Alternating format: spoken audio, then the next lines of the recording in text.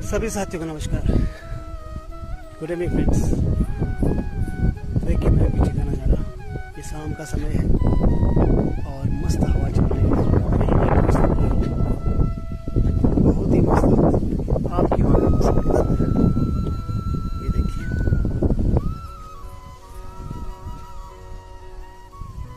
Everywhere greenery is there. सी, साफ स्वच्छ वातावरण।